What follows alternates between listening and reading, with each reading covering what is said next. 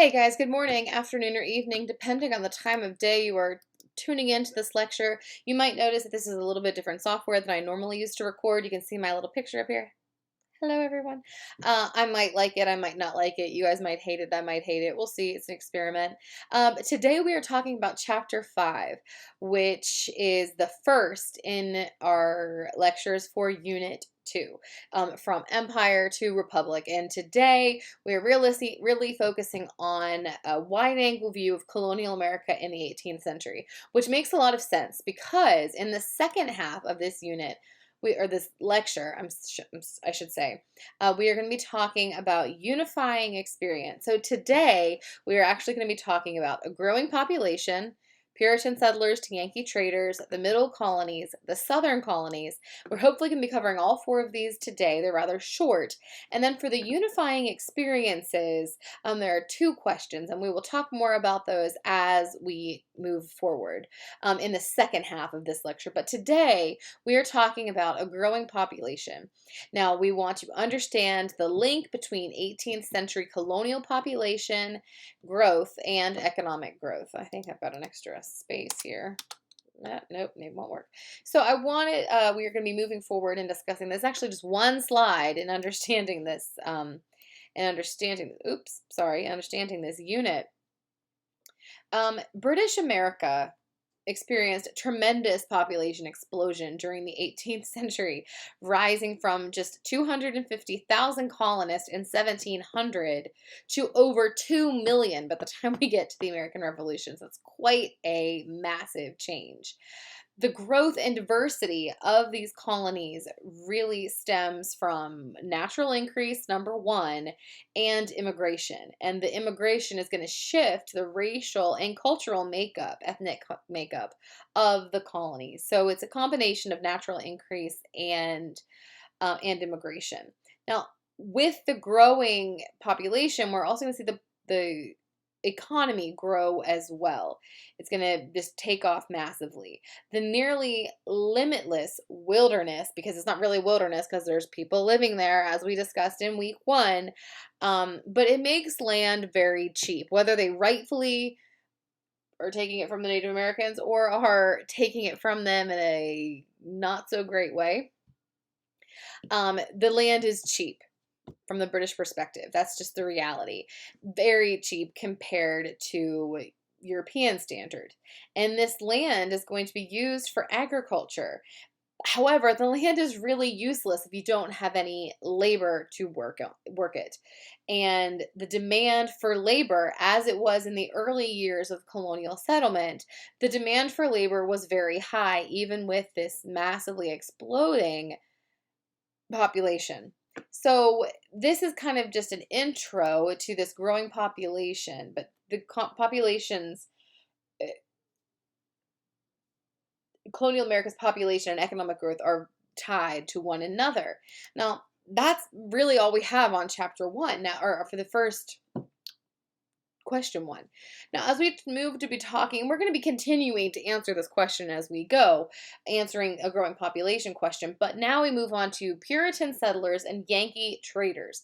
What is the difference between these things? What is the same about these? Well, Puritans, we normally think about them being in the North, and Yankees are definitely someone who we think about being for the North. Explain how the market economy developed in New England and in what ways Puritanism is weakened. So that kind of lessening Puritan life. We're going to be kind of talking about that today as we move forward. So natural increase in land redistribution are going to be something that is difficult because as the population grows, the land's got to be either redistributed or you've got to find new land. Now, the New England population is slightly different from the population in the middle colonies or in the South because it mainly grows through natural increase. It's from the people who are living there having children. They're not importing people or people aren't immigrating there. As much as it had in the 17th century, they're soon going to be growing in the 18th century and really pressing against their limited amount of land. Now, the perils of childbirth are going to give wives a shorter life expectancy than their husbands, and But why? Sometimes women had 6, 7, 8 babies, but we do see that women are going to have a far more limited life expectancy than men and children as well. Childbirth was perilous for infants and for women. By the 18th century, the original land allotments had to be subdivided into smaller and smaller farms to accommodate grandsons, great grandsons, causing many farms to be too small to be subsistence farms. They cannot make enough money from their farms.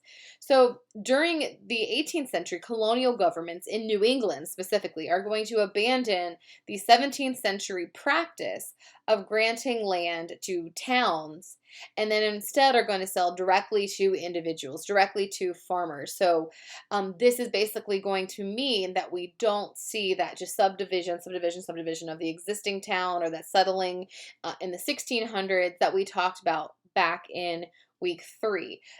They're going to grant land to individuals, and many times these individuals are land speculators who buy up many, many acres of land and then divide them up to sell them as for profit. So money, rather than a community or a church covenant, determined whether a person could buy or sell land. And that is a massive difference from how communities, towns, churches had been organized in the 1600s. If you think back, because I know we're in Unit 2 now, you're like probably saying, stop referencing Unit 1, but that's not how history works. It doesn't say, okay, we're done. Don't think about the past. It's a continuation, and we're looking at the evolution. But this, now we're granting land to individuals. It's being purchased with money, not with a binding agreement. Means that colonists regulated their own behavior. It wasn't done on the church. It wasn't done on the town charter, by individual choices, not those of the larger community. So individuality, and the church is not going to have such an oppressing view, not an oppressing view, oppressing stranglehold on the population. So that's important to remember as well. I don't know, I'm sitting kind of at an angle at my desk here, so I don't have the glare, so I feel like I'm in and out of this shot here. Maybe this is too distracting. We'll have to see. So when we look at how this lack of land is going to affect the northern way of life, it's going to lead us from settlers to Yankee traders. As New England farmers grew food for their families, the farms are smaller, and we know that the land in New England is not the best. It's not going to grow really lush crops. It's not going to grow huge marketable surplus. As consumers, New Englanders and New England farmers were kind of at the forefront of what we would call today like a diversified economy.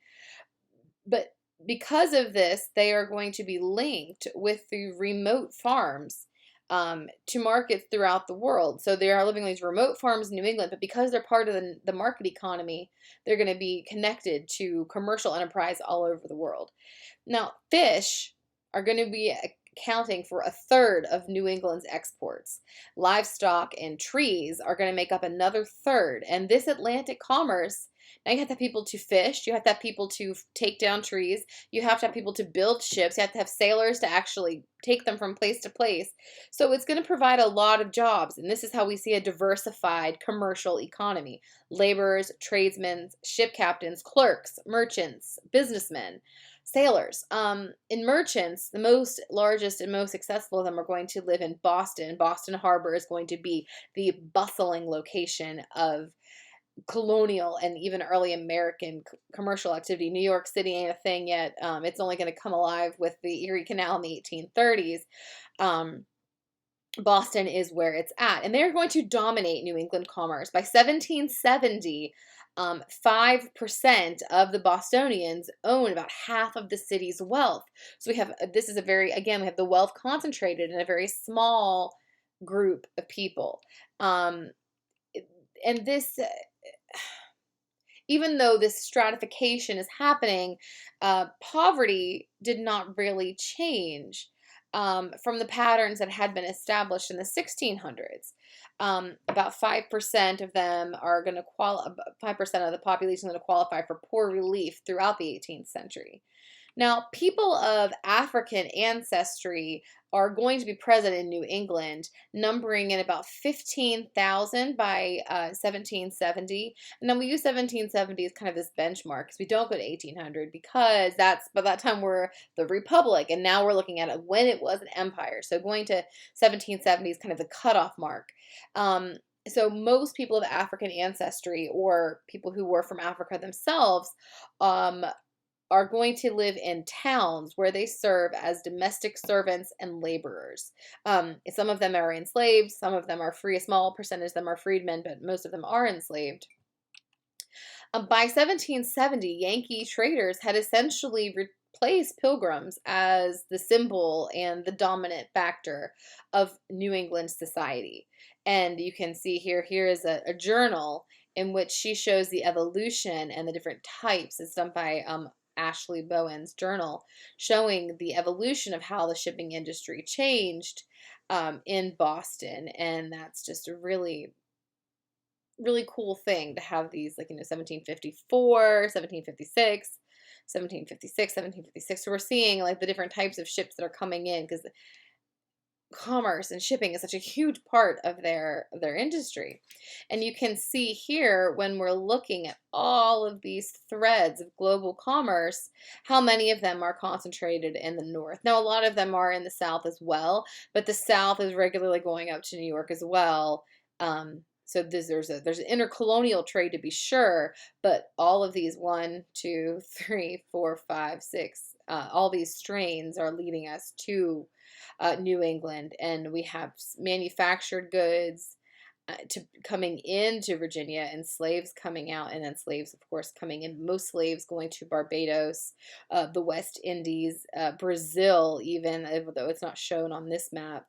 They would oftentimes stop off in Brazil. Brazil actually was a huge location for enslaved people. That was like where most of the slaves from Africa went across to Brazil. The Portuguese dominated the slave trade, and the plantations in Brazil really made them a lot of money. Unfortunately, it gave them a large motivation to keep the slave trade up.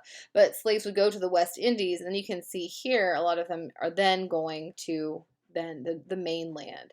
And some of this is a lot of by the time the slaves got up to North America, they were oftentimes very unhealthy, and a lot of the what they would say, and then eventually, as the Carolinians we told last week would come forward, but most of the time the slaves had come from West Indies first. So as we move and talk about, how do we get back up here? Moving on to talk about our next chapter goal. I knew we were going to be speeding through these first 4 questions. Talk about the middle colonies, and what we really want to do is be able to discern how the population of the middle colonies differed from those in New England and those who were living in the South. The middle colonies are really going to be identified by immigration, wheat, and work. So as we Germans are going to make up the largest contingent of migrants from European continent to the middle colonies. And they're going to come and be artisans, merchants, but also a great number of them are going to be farmers and laborers. By the 1720s, the German immigrants had basically started writing back and forth to their relatives and friends back in Germany, basically telling them, hey, it's great in America. You should come here. And it is going to encourage more and more German immigration. And then similar motivations are going to propel the Scots-Irish to come to the middle colonies. So they are then going to come in to the middle colonies, and a lot of Scotch-Irish people are going to be in Pennsylvania, western parts of Maryland, into the backcountry region, because at this time a lot of this is already settled. So if you're not coming in as a sorry if you guys can hear that, my phone is vibrating and dinging. Let's see if I can put it on silent real quick. That's a no. So these oh, be quiet, Siri. Shh. Sorry. So the back country is going to be where a lot of these people are migrating into, because the land here is taken. So they're going to be moving in to the back country. So that's what's going to be settled. And you can see they really follow a lot of the rivers west. Now, um, German immigrants are very diverse. They come from a lot of different churches. There's a lot of religious diversification. If you have taken a World Civ 1 or yeah, or Civ 1 or Civ 2, if you studied the Reformation at all, you'll understand that that's where it started with each little principality in Germany able to pick what Protestant sect they wanted to follow. And then that is going to translate to America when they come over from all over Germany. They're going to bring their different religion and their different cultures with them. So it's a very, even though they are, of course, have a shared culture and a shared heritage, there's a lot of diversity there.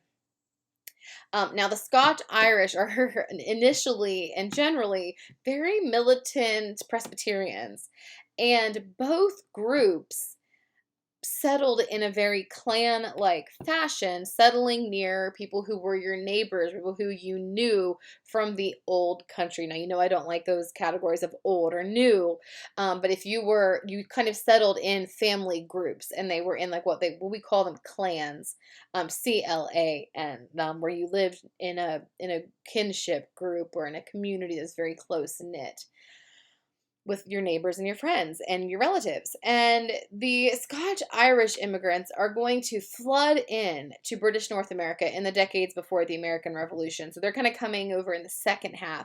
So again, they are going to go further out into the interior of America, pushing outwards to get land.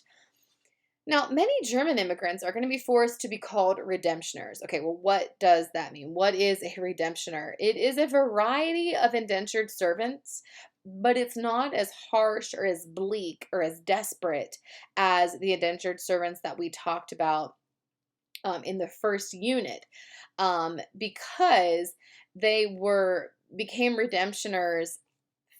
They basically would say like to their family members, like, hey, I'll give you the money to come over, you'll come over, earn the money, pay me back. But it was like a more of a family group effort where they were like funding each other, and they would like redeem themselves. But it wasn't nearly as harsh, wasn't nearly as deadly. The survival rate was a lot better if you were as a redemptioner, and it was by somebody who kind of had your best interest at heart, or at least wasn't looking to work you to death. Now, a lot of Scotch immigrants did pay for their passage by contracting as indentured servants before they come to the colonies, and they didn't have quite as much success in it with as the Germans did, where it was still kind of a harsh institution. Um, so that kind of gives us an idea of how it kind of played out and what it was like. Now, with the new settlers that are coming in, whether they're coming in free or coming in as servants, indentured servants, or redemptioners, they're going to pour into the middle colonies because that's where they thought the opportunities were. They're like, there's infinite opportunities in the middle colonies, particularly in Pennsylvania and New York. If you didn't have money, you couldn't get into the merchant industry. If you're looking to the South, you're like, I don't have any money to have slaves. I don't have enough money to buy enough land or hire enough laborers to make money on a cash crop. The middle colonies are where it's at. And they're particularly going to feel this way about Pennsylvania. Now, most servants in the middle colonies, if you came over as a servant, are going to work in Philadelphia, New York City, or in smaller towns and villages. And New York City kind of New York is kind of a middle colony here. And artisans, small farmers, shopkeepers are really going to hire the majority of the men, and the female servants are going to work almost entirely inside of people's households as a domestic servant, cooking, cleaning, doing the washing, taking care of kids. All of those things are going to be kind of the gender roles we have. Now, slaves are going to comprise a relatively small population of the middle colonies, because only the very rich could afford them. So there is not the economic ability to have slaves. It wasn't, the Quaker aspect of it does frown upon slavery. And Germany had not really been, or Scotch Irish had not really been a big slavers. But only the people who move there are not wealthy enough to afford slaves. So slavery is not going to be a big part of the middle colonies economy. Now, African Americans did, even if they were in small numbers, that does not mean that if they did live there, they were living their best life. Unfortunately, free African Americans, a lot of free African Americans. a lot. There was a percentage of free African Americans who did live in the middle colonies. Unfortunately, they are not going to just be accepted wholesale into the middle colonies and the communities that they were building there. They are going to, undergo have racism, dealing with that on a daily day basis. They have to deal with white supremacy, and they have to deal with the fact that a lot of African Americans became scapegoats for problems that would happen. A lot of times they would take the blame for the various issues that European Americans had, or their suspicions or their anxieties. But the ability to come to the middle colonies and have land, I think we've really kind of underlined that already. But one of the things that's different, especially in Pennsylvania, and Pennsylvania is kind of like the cornerstone of middle colonies life, and the best way to kind of describe that. They had a very good policy of negotiating with Indian tribes to purchase land and kind of do it in a more moral and like a true purchase, where they would say like, okay, and they would give them actually a good sum. It wasn't trying to swindle them out of their land or trick them out of the land, but their policy, and that one goes all the way back to William Penn when we discussed that last time. It was going to reduce a lot of the violent frontier clashes that we see happening in other colonies. It's going to be kind of reduced in the middle colonies. Now, the owners of there was some huge estates in the Hudson River Valley in New York, and they preferred to rent rather than sell their land. So we don't see as many immigrants going into New York. They're going to kind of be more bound for Pennsylvania. Now, the middle colonies, I feel like everybody knows this from elementary school. It somehow is one of the things that really translates to our minds and sticks in there. The middle colonies are the breadbasket of America, but they do create a ton of wheat and produce a lot of wheat. But they also do plant a wide variety of crops to feed their families. So they are going to grow regular vegetables, normal food, but they are going to export a lot of wheat. And flour milling does become the #1 industry in the region. And the main export, 3/4 of Pennsylvania and of the middle colonies as a whole export, is going to be grain and flour. So the prices of grain as we move through the 1700s are going to just go up, go up, go up, go up. And the standard of living in rural Pennsylvania is going to be excellent, higher than anywhere else in the 18th century, any other agricultural region in 18th century world. Now, Philadelphia is going to be the center of trade for wheat in exports, and then, of course, British imports. And many of Philadelphia's wealthiest merchants are Quakers, and they are going to be influenced by that. But we also see aspiring tradespeople like Benjamin Franklin, but Benjamin Franklin's going to write Poor Richard's Almanac. That escaped me for a second.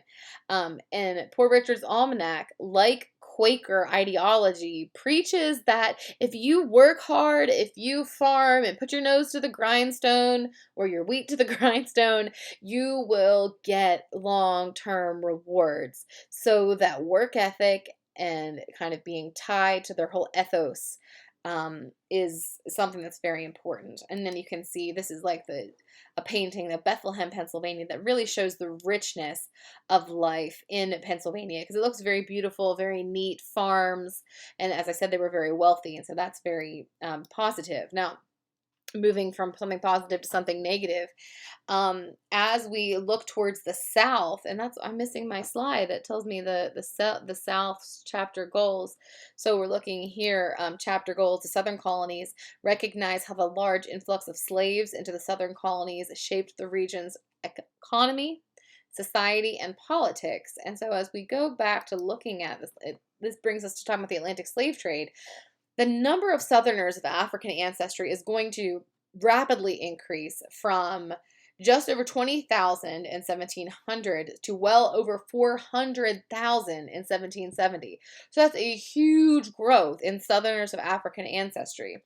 And the Southern colonists are going to be different from New York, from New England, Pennsylvania, because they are going to cluster into two distinct regions. One being the upper South, which is going to specialize in growing tobacco, and the lower South, which is going to specialize in growing rice and indigo. And in this lower South, we see smaller clusters kind of all over the place. And so people live farther apart.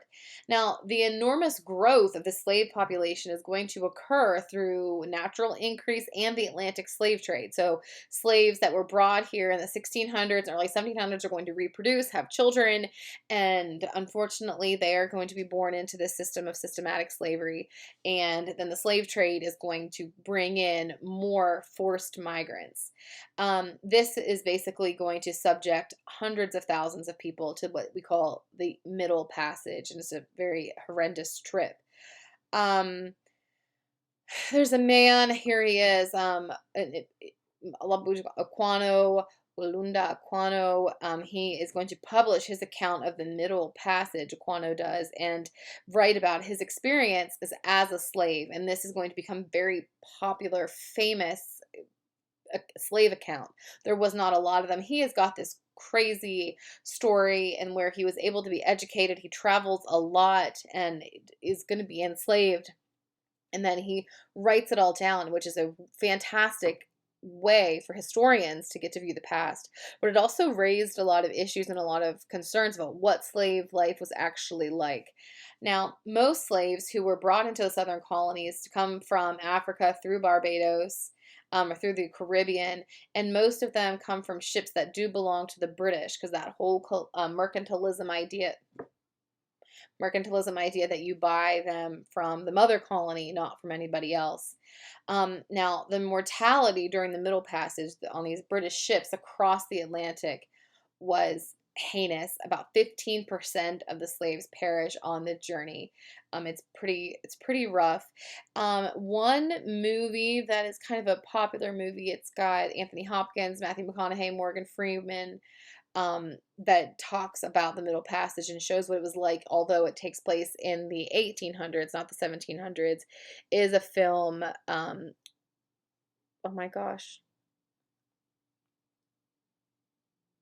I'm not going to remember what it is. Hold on. The movie's called The Amistad. Amistad, if you look that up, it's a great, absolutely fantastic film that brings about a lot of the issues of slavery and helps, I think, understand that slave debate.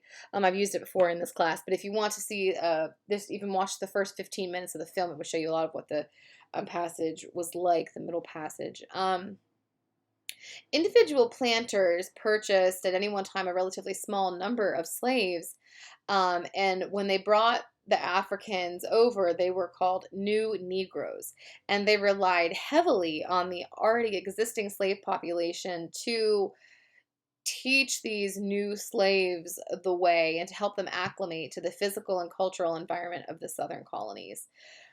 Now, the planters' preference from slaves from a variety, from an individual place inside of the planter's preference from slaves from specific regions, not a variety of regions, but from a specific region, added to the acculturation of these routines of bondage through the southern colonies. So there is enough linguistic and cultural similarity among these Africans and those who were in the colonies already, the new Negroes as they called them, that they normally could communicate with each other, if they came from the same region, and that's really decimates the population of Africa. Now, the slaves who endured the Middle Passage are going to come over and not in a terrible state. They're often going to be sick, underfed, weakened from the passage, and then they're going to counter these alien diseases of North America and of Europe without having a biological arsenal to help them fight it. So that's again going to add to that death rate. But the slave population, despite this, is going to grow, and by the 1740s, the majority of Southern state slaves were country born. So we have new Negroes, who was how they referred to slaves who came over. So if you hear that term or if you see it in primary sources, you'll know what that means. But country born slaves were slaves that were born inside of the United States. And here you can see the very crowded conditions of the Middle Passage, and It was a very ruthless environment, as you can see. It wasn't pleasant, and then they would be below decks, like having to lie. And then it's just a heinous, terrible, inhuman practice. It's one of those issues that I have a hard time talking about. When you're teaching history, you have to talk about really hard things, sometimes wars and holocausts and genocides, and the Middle Passage is definitely one of the hardest things to portray, and also one of the hardest things emotionally to talk about, just because of the bad conditions and the suffering that occurred. And then here you can see it's really the coastline area of Africa, the Gold Coast, the kind of what we call the Horn of Africa, or the Horn of Africa, and then as we move down, you can see where and then where the slaves went to, and then it also shows you, again, as I was saying earlier, the mainstay of them going into Brazil and to the Caribbean, and then up to North America. So it's a kind of offshoot of that trade. So that needs to kind of be remembered also as we talk about this terrible issue. So when we talk about Southern plantation owners expected the slaves to work from sunup to sundown, it's very hard labor. And although we do see slaves resisting their bondage through direct physical contact, the balance of power is going to remain skewed in the hand. The power is going to be in the hands of the whites. Now, by the time we get to 1739, a group of about 20 slaves is going to launch a slave revolt in what is going to be called the Stono Rebellion in Stono, South Carolina. And the rebellion illustrates and basically says, like, hey, these slaves don't want to be enslaved, number one, and number two, that the slaves had no chance in overturning slavery and no chance of defending themselves in this very bold strike for freedom. Now, one of the things that's going to happen as a repercussion of this after the Stono Rebellion is that the laws surrounding slavery are going to start to tighten. Now, one of the reasons why these slaves rebelled is that they wanted to make it to Spanish Florida, where they could serve in the army, I think it's for 2 years, and then gain their freedom in the Spanish Empire, in Spanish Florida. And that's also really indicative that they understood the international world that they were a part of. They knew, like, hey, what's going on in Spain? They were aware of that, and that's incredibly amazing. But it also causes these, like, slave laws to harden. So, and this is true whenever you look at any uprising, whether it occurs in British India, in, any colony, any French colonies in Africa, when you're looking at slavery in America, in the Indian reservations, whenever there's an uprising, when there's a rebellion and you lose, your life's going to get worse. It causes it to crack down. And unfortunately, we see this happening. And when we talk about the fluid nature of slavery early on in Unit 1, we're seeing slavery is going to get worse, which is a huge, awful thing. But even in that tightening, hardening environment, slaves are going to maneuver constantly to protect themselves and to try to gain a measure of autonomy, of self-control, of control your own destiny within the bounds of slavery. Now, in the Chesapeake Bay area and the Chesapeake region, the tobacco fields are going to be relatively close supervision, but in the lower South, that task system is going to give slaves some control. So, initially, the lower South, we're going to see that the slaves, because of using the task system, they could control the pace of their work, and then kind of figure out how they wanted to spend the rest of their time. But we do see that we're going to see, because of this large number, this large forced importation of Africans to America, we're going to see this West African specific heritage of music, diet, dance, religious practices, all being blended into American lifestyles and these lives on a plantation. Now, and then we talked about that's in South Carolina, they started growing rice based on their slaves' experiences. Now, the slave system was going to bring a lot of wealth to whites as well as to British merchants and the monarchy, and it's going to make the southern colonies by far the richest in all North America. And the vast differences among whites in the South is going to engender jealousy and tension between the rich and the poor. but remarkably, very little hostility between the growing wealth divide. Now, a slaveholding gentry is going to dominate both the politics and the economy of the southern colonies and also set the cultural standards. So the elites have a lot of power, but as we talked about last time with Bacon's Rebellion, they'd kind of learned to kind of live together and to make it whites versus blacks. So it becomes a racially polarized rather than a financially polarized society. Okay, so that brings us to the end of our first four. I like to keep these around 30 minutes, and now we're a little bit over. So I'll go ahead and stop there. If anyone has any questions, comments, or concerns, you can put them down below, or you can, of course, contact me via email or on the question and answer page. I look forward to hearing from you. Everyone stay safe and happy and healthy.